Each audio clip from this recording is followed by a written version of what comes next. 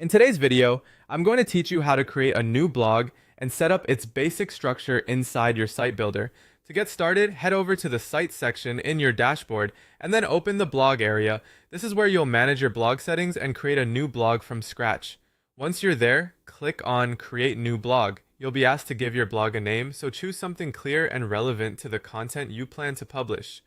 This name helps you stay organized, especially if you manage multiple sites or blog sections.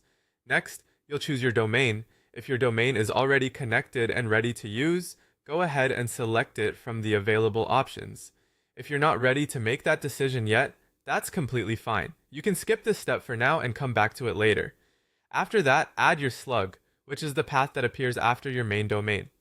For example, using something like /blog creates a clean and familiar URL structure that visitors will instantly recognize.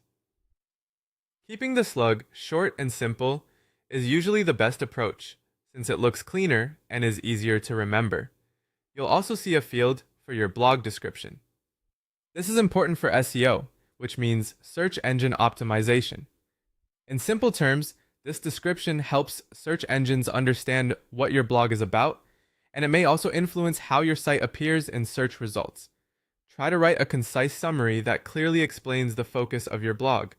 A strong description can improve clarity for both search engines and potential readers, so it's worth taking a moment to write something meaningful here. Once everything looks good, click Create. That will take you into the editor, where you can begin shaping the look and feel of your blog. Inside the editor, you'll be able to design the overall layout, customize your blog cards, and adjust the styling so it matches your brand or website design. This is the stage where your blog starts to come to life visually. So take your time exploring the options and making sure everything feels consistent.